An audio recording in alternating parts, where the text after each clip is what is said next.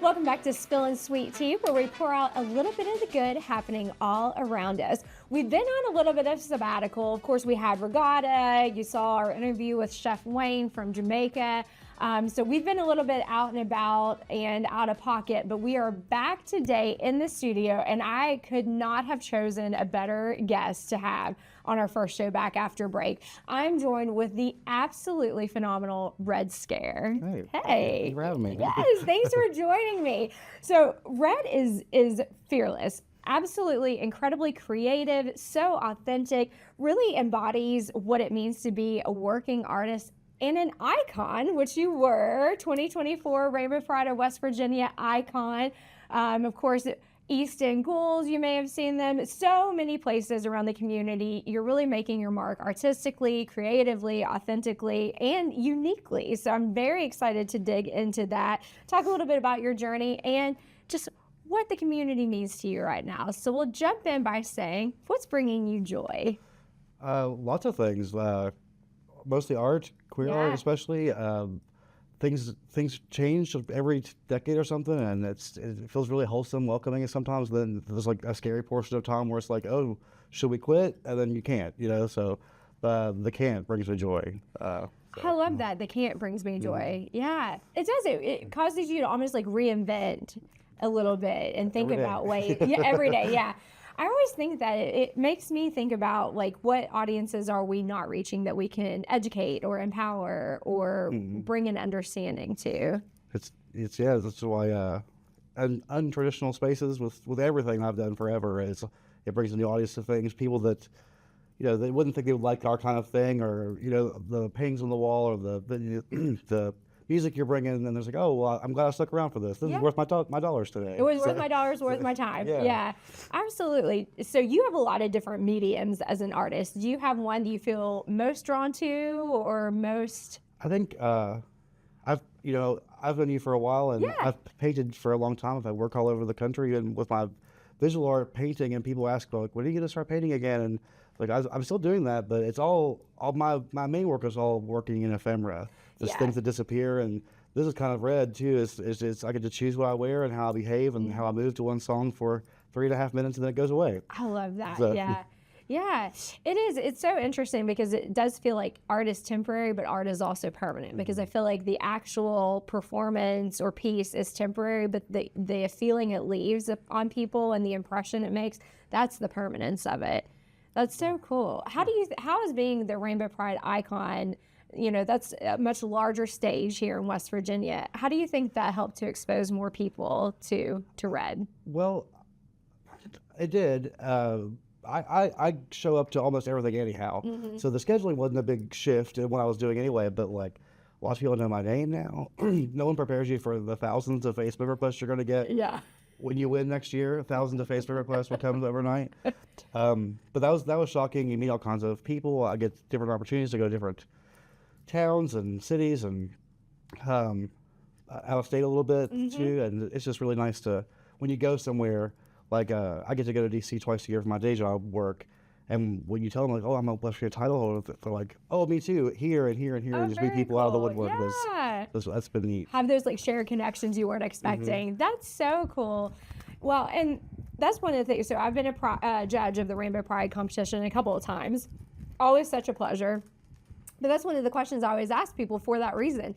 You're getting ready to be on this very public stage, whether that's in social media, in an actual public stage, on television, representing an entire organization. And that is a lot of pressure. I'm a nighttime person. Yeah. I'm not always a read to your kids at the library type of queen. Yeah. We do darker themed nighttime stuff and burlesque and that kind of thing. And so it's not, very little do I do as an all ages thing. And then you're suddenly everything's all ages. So you got to learn to edit real quick. Yeah, exactly. Think on the fly. Yeah. But I work with children and families in my day job too. So it's not, I know it's appropriate at all times. I know like when my buddy needs an extra hug or a side hug or people might wave, all that kind of thing you learn from just having kids.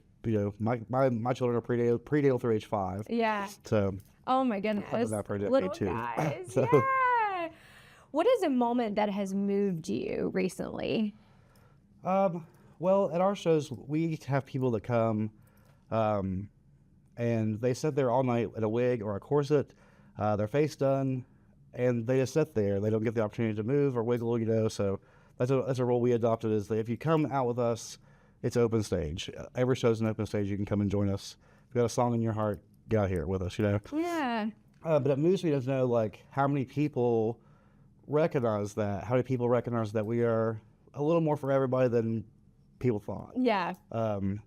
It every day moves me about, like, I bought a coffee pot on Peso Marketplace, and she delivered it to the house, and then she's like, "Wait, I know you," and I'm like, "Oh, okay." And then she showed me, pulled out her phone, and shows me all these pictures of me with her children at the ballpark over the years. Just like, you can just have the coffie pot. Yeah. It's like, you're our favorite queen. Yeah. Oh, I like, that's love so that. neat. So everybody moves me. It's so nice to know, like, how welcome, how nice the world actually is around us. Exactly. And it's not what I think the narrative is that people want to see. There's a really controlled and specific narrative around drag performances and drag in the community. And I think that y'all are breaking down those barriers and showing the true story so much. On television, in movies, what's every queer story is sad. Yes. Someone beat up or someone dies. Right. Of sickness, or what do you see drag queens on TV? They're mean, they're Catty, sexy, yeah. Inappropriate sometimes. Right. So it's nice, and we're all that. We're all that too. But it's nice to see that we can connect with a different audience, like getting to go to a festival and beat in the day, and we turned that daytime performance like, this is our vampire beach party, and we all had fangs and parasols, so that was a fun twist to be able to do that in the sun. In the sun, yeah. So not always fun in the sun. Like I was saying, this is not the best weather for. Yeah. Well, and that's one of the things that I love so much about East End Ghouls and the work that y'all are doing is that inclusive space, because I've sat in different spaces before with those. You're welcome. With those people who maybe they have been painting or dressing for a while, but have never taken that move and like need that little bit of encouragement and that feeling of support around them and a safe space for them to actually perform that's not in front of their mirror right at home. And I think it's that too is we are silly and goofy. That's what burlesque is we used to make fun of. So when you come to a show, like, you'll see Kitty Kilton in a beard dressed as old Greg, or she's making fun of some male celebrity, and she says they're all night in a wool coat with a beard. We had werewolf night. Everybody dressed as werewolves, and she committed. Like, it's hot as can be, and she's sitting there in her beard. Her beard. It's goofy, So people are like, "Oh, I could be goofy. Yeah. I don't have to look like this. I could be weird, or I could be funny." Yeah, So. yeah. It really opens up sort of the constructs that people have for what drag is and how drag queens are supposed to be performing, which I love. I love that so much, which is why I love the icon category as well. That's new to Rainbow Pride and really encompasses such a beautiful part of drag that I think not everybody gets to experience. What is the best advice that you've ever received? Or Vicki Williams, who was with you here, she says that she'll do this till she doesn't have fun anymore, that she won't do it anymore. Yeah. So that's great advice. That's great advice. I chose to do this. This is a good deal of my life, but when I don't want to, I won't. Yeah. Yeah. No one's forcing you to do this. Yeah. And so if it's not enjoyable, then.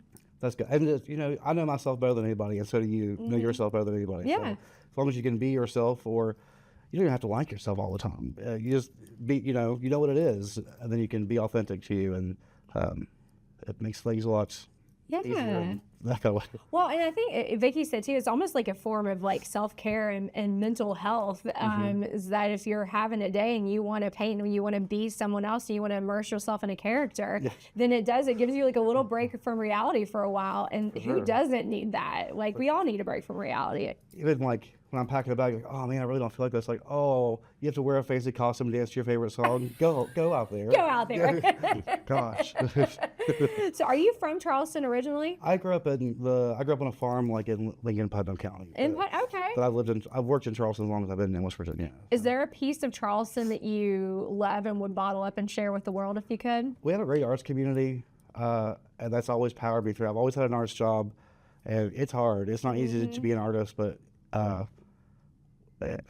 if it were easy, everybody would do it. Everybody would do it. So I think that is a thing that people, even they may not know Charleston, but they know an artist from Charleston or a piece of work. Like, Charlie Hamilton's everywhere. You know, Yeah. everyone knew Charlie when I would go to places. Like, I met him when I was in 5th grade. He called me Rugrat forever. You know, like, Yeah. that's my buddy. Yeah. Like, oh, cool. Or they know, you know, our art walk scene. They know maybe not anymore, but they used to know the venues where we host music, that bands would come through and talk about how much fun they had in Charleston when they came to see a band they liked, or going to the Empty Glass and meeting them. They couldn't afford to go to the concert, but they'd come to the after party. Yeah, you know? for Mountain Stage. Yeah. I love that. Well, and I feel like we expect so much from artists. You know, we don't expect an accountant to be able to know how to paint or to be able to know how to play guitar, but we expect an artist to know how to do their taxes and manage a budget, create a like strategic business plan.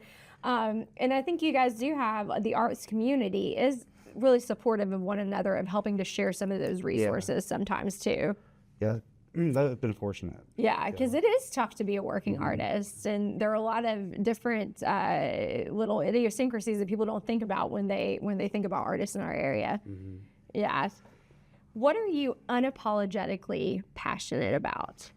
I broken record. Just art, I suppose, in all forms. It's just I always love in all of my shows I've done, like installations. I always have a thing that said you could have done this, or because people always say that, oh, my kid could do that or whatever. I'm like, but you didn't. You know, so again, being yourself and unapologetically that, just making art for art's sake and creating and being true to yourself is unapologetic that. When did you sort of realize that you were inclined to do art, or that was something that you really loved? Were you like super young? Well, when I was a kid, I wanted to run my own circus. Oh, what a cool job!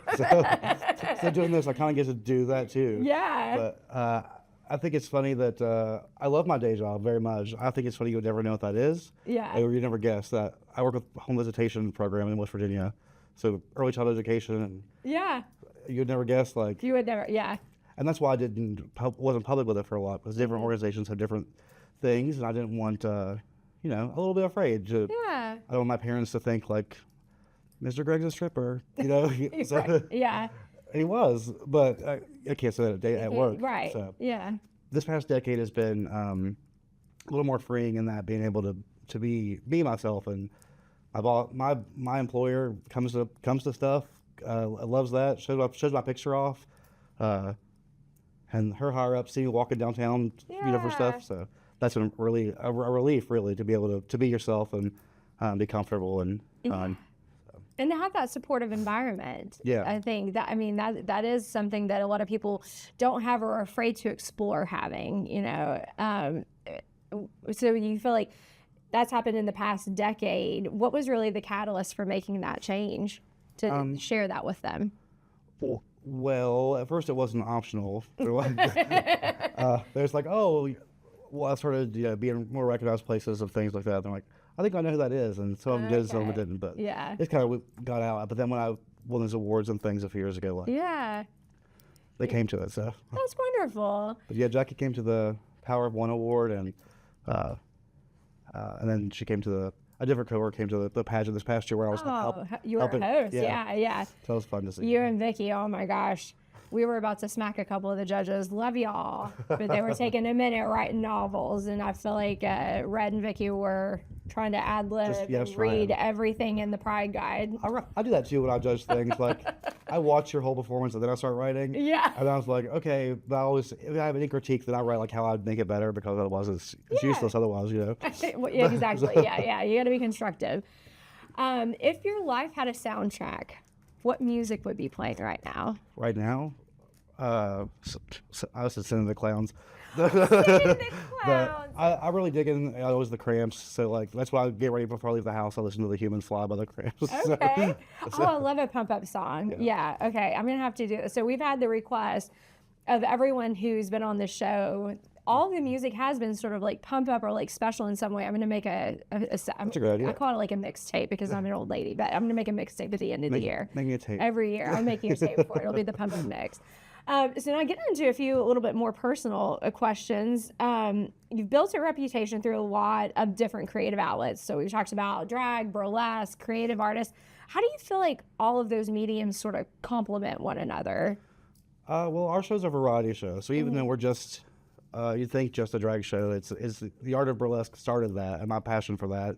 And then we always have, we'll do artists. Like last, we had Leah Taylor having live paint during it. Oh, very cool. There's always try to have a musician play with us too for our intermission. Or Indigo, Richwood. Yeah. She painted all of our faces for sale for one thing too. So it's always integration of variety shows. Yeah.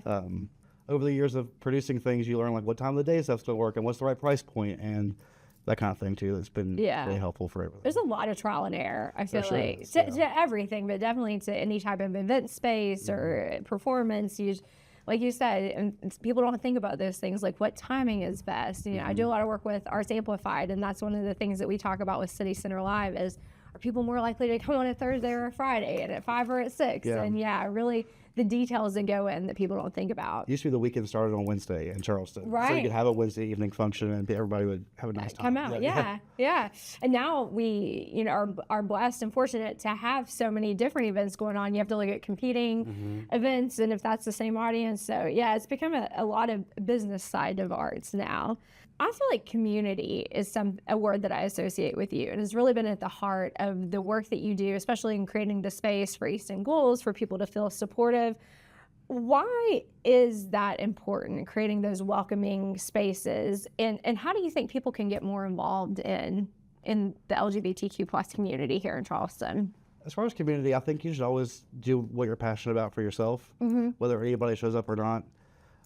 It's like we have this parasocial community now with online, and like if you don't get enough likes, that people are not really looking at it. But like I've seen online, if 10 people walked in my living room and said I was doing a great job, I'm like, that's 10 people in my living room. That's amazing. What a great turnout. Yeah. Or with a cover chart, that's $100 cover chart. You know what I mean? Yeah. Like that's a great night.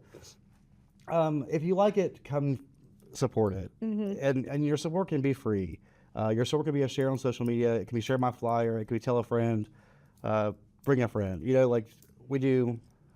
If there's always that thing too, if you can't afford to come to a Ghoul show, we are the most expensive show in town for $10. Yeah. I was like, you better act like we're $10 when we get over there. Like, you say hello to everybody, you shake hands, kiss babies. Yeah. And that's someone's meal on the way home. Yeah. But we're an expensive choice. Your time's expensive. Yeah. So how people choose to spend their time is important too. And that's what Lucy Liv says. So this is another. Listen to Lucy. Yes, yeah. I love that though. Your time is expensive, but also make it worth people's time. And I think we get a little bit jaded and have, especially when you're successful, you have an expectation that people are going to show up. And so being able to maintain that sort of attitude of appreciation and understanding that this was a choice and people are giving you hours and dollars. I mean, that's wonderful that that's still top of mind. Because I think it's not for a lot of people. Yeah. Or they quit because they get bummed out. Like no one shows up, or not to everything. Like we have people that come to every single thing that send this it's on Facebook when they can't come. It's like you didn't have to tell me you're not coming. Like that's great. Very sweet of you. But but it's fine. But if you like it, go see it. And we have folks that, not just me, I'm sure all of us artists, they can't come to something that they can't afford. You're paying on the wall, they might throw you a tip at your Venmo just for the experience of being around, or working in like ephemeral stuff with my visual painting stuff. I used to have a box and people would like bring me photographs. Oh, very cool. Of like we went through my mom's stuff and we don't know what to do with this. They just bring me, an album full of people that nobody remembers. Yeah. I'm like, I love that. I remember them right now. So that's fantastic. What a way to get those like heirlooms to live on in a very different way. It's totally true. I mean, that was one of the things. There was a lady, when I was at the Clay Center, there was a lady who would bring us all of the cardboard boxes that she had a lot of shipments coming into her business. And she would just drop them off. And it was something that was so simple, but it made programming for kids for like an entire season. Because in our little maker space, we're putting those things together and like hands-on activities. And I love that there are more ways to support than just paying, and there are more ways to support than just showing up. It's donating, it's sharing, it's the continuing the conversation and sharing that information with your friends. There's a fellow that lives in Sutton, and he came to one of our shows with his family and stuff. He'd never been down here before to work Planet. He made me a $1 ring. Oh, cool. And I'm like, well, you're my husband for the night. Yeah. Which he thought was hilarious. He said this on his wife. Thought that was So when I got a bunch of negative things this past year with the Capitol, Jezebelin over there, but I just saw him in the comments like, "Don't talk to my wife like that." I'm Oh, like, what a cool memory we both have now. yeah. People don't realize like these like small acts of kindness and of unity like stick with you, and it is in times that aren't as happy or as positive. Having that one lifeline reach out makes a huge difference. Yeah. And and then the people that see him doing that know him, that builds trust and credibility. I mean, we're all ambassadors for each other, which is wonderful. Oh, what a fun story. So you are always, I feel like, dreaming up something new. Always something new going. Your brain's probably going 1,000 miles a minute. Tell me about Ghost. Well, I've never been bored.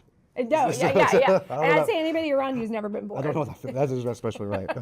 Like, hey, let's if you're bored, just throw a costume or top 300 keys to a thing for me, or So Ghost is a project. I recently took over the whole building where I live. Okay. Just to rent. I haven't purchased anything, but it's just it will be a blank space for things, because the Ghoul Show started in my living room as a house show. Yeah. And then as we got more and more people and I ran out of chairs, we had to find a bigger space. So Yeah. hopefully that happens downstairs too. But we've had 3 like open to the public art shows there, with a really fun turnout. And there's been musical things, but we have one that will open on September the 11th. That's called Scrapalacha, and it's about Very cool. resiliency and a little political-ish, but mostly it's an invitational. So those went out, and I'm excited to see who's going to answer. But other than that, my day job folks rent that space for me for our state meetings. Yeah. And then I use it as my closet in our dressing room throughout the whatever. But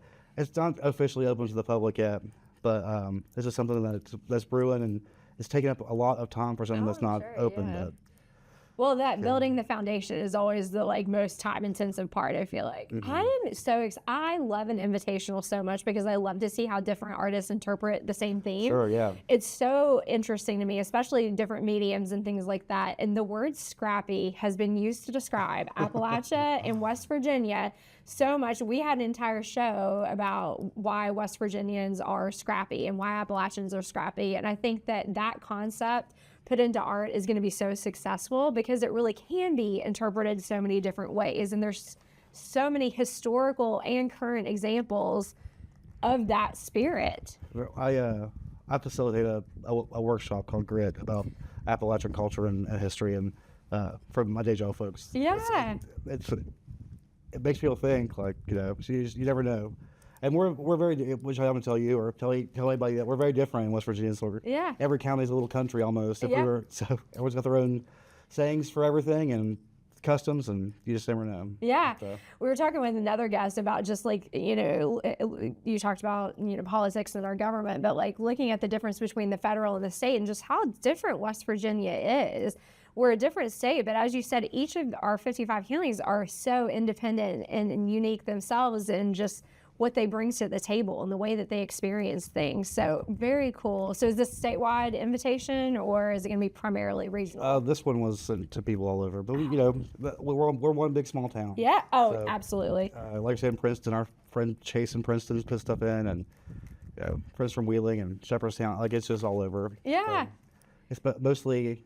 It hasn't been like big stranger shit, if you know what I mean. It's mostly a friend of a friend. A friend of a friend of a friend. Yeah. That can be cool in my space. Yeah. So but like you said about politics and LGBTQ issues, it's not even about that hosting stuff. You have to know capacity for your building. You have to know what's legal and not, and especially burlesque, you have to know all the blue laws and keep up with when they change, because it's not just a gentleman's club blue law that applies to us doing reveal coats and how many layers of pantyhose you got to have on, all that kind of stuff. So. Things you never thought you'd have to research, right? How wide your pasties are. Yeah. Yes. Cheers to that.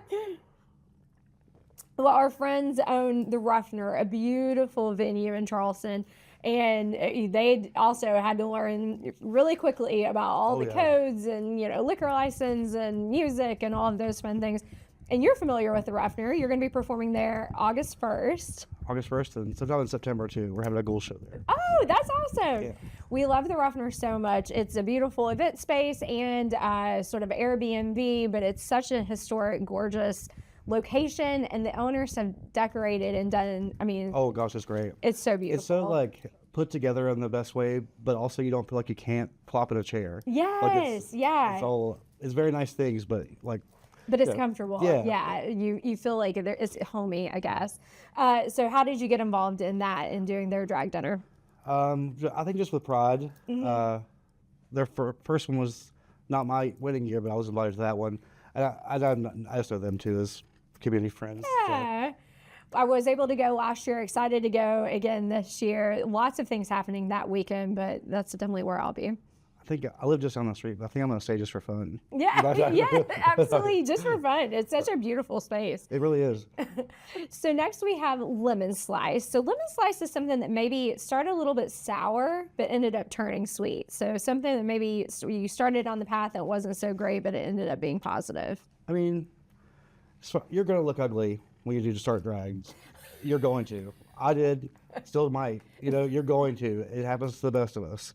So like that's the, I never thought about pageantry that would be ever in my future whatsoever. And I was like, well, why not? I want to. Let's try it. I've had fun, and everyone I've done, I've lost a lot of them. But I've had fun. Yeah. But that's it. Like, you look a certain way, and it's not like what's on TV. And then you meet those people in real life as you whatever, and like, oh, your makeup's not like it is on TV. Exactly. Your makeup looks like mine at home. Yeah. So I think that's it. It's just there's a lot of disappointment with putting your creative self in public eye.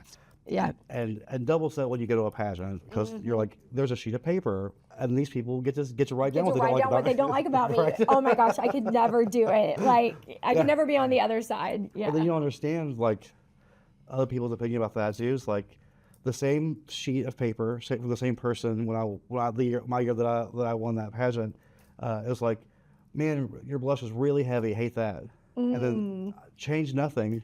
But came out the next look like, love that blush. Love that blush. So like, yes. okay, where were you? Yeah. Yes. Yeah. People's opinions are so differing, especially when it comes to creative expression. Yeah. People come and critique your art shows on the wall. They critique your band when they go to see your show. Like, it's every single thing. Yeah. Becomes a in real life comment section that they think, whatever. So yeah. Just take criticism well, and it's yours, not theirs. Yeah. So. Yeah. Be brave enough to take the criticism. Yeah.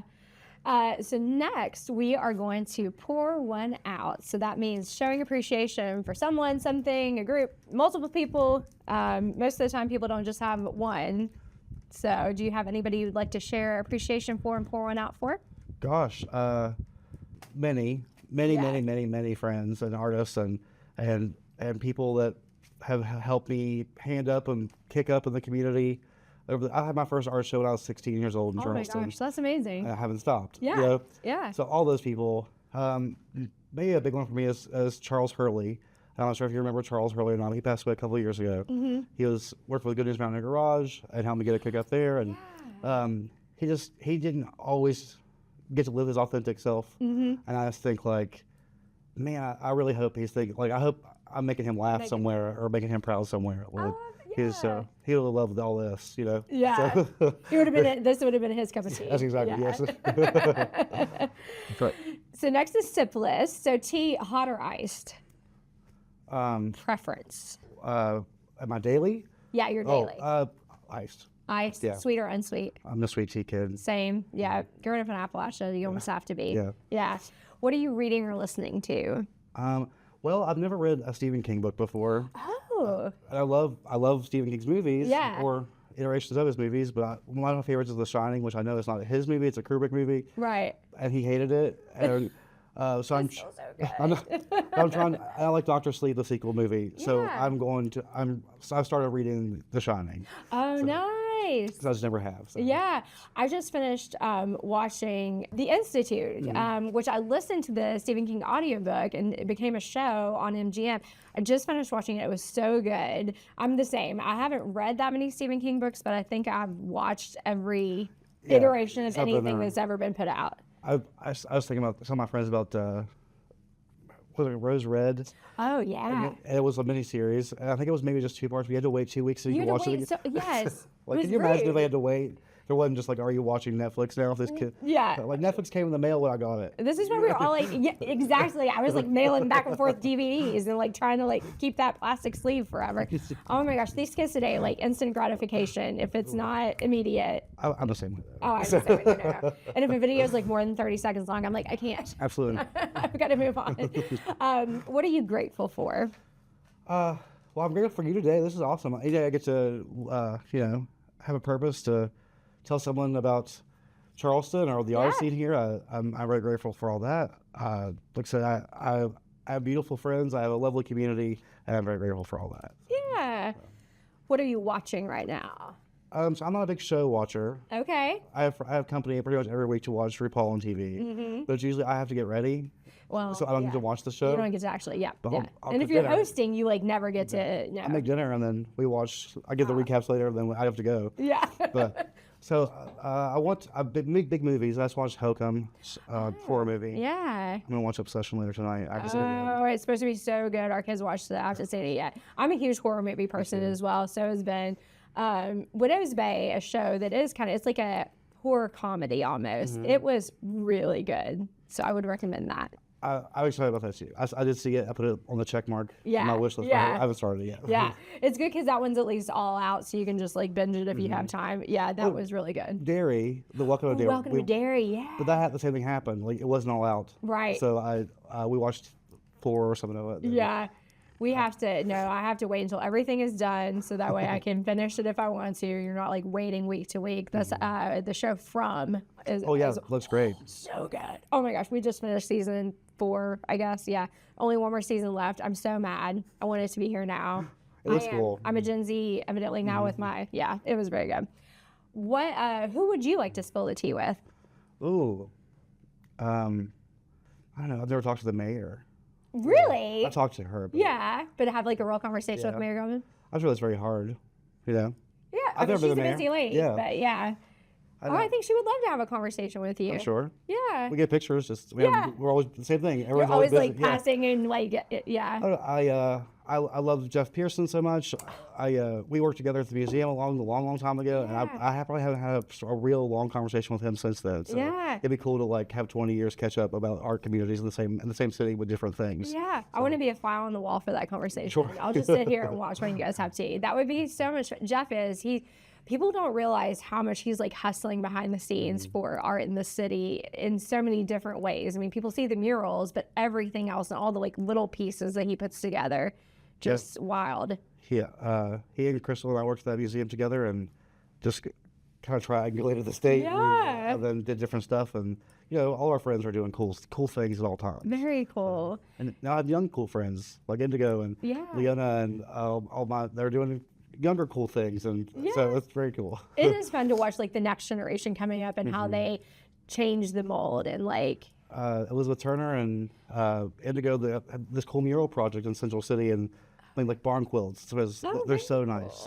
They're so nice. So I also love that because I feel like a lot of the term grand millennial is like becoming a thing because a lot of these like habits that we associate with our grandparents are becoming mainstream. Like I have a garden now. If you would have asked me even 3 years ago, I would have laughed it in your face if you would have said, would you have a garden? Now I have a garden and I talk about it constantly. Like my kids are so annoyed by it. I have corn sprouting and so I'm like giving daily updates and they're like, we like don't care about your corn. No, actually, they're very nice. They do care about my corn. Do you have about the 4th of July? Yes. Yeah, it's more than that. It's high. It's high. We got six corns, whatever, showing. I don't know. I read the Amish country with Lucy Lips this weekend. Oh my gosh. I didn't know it was in Ohio. I thought it was one of the Pennsylvania one.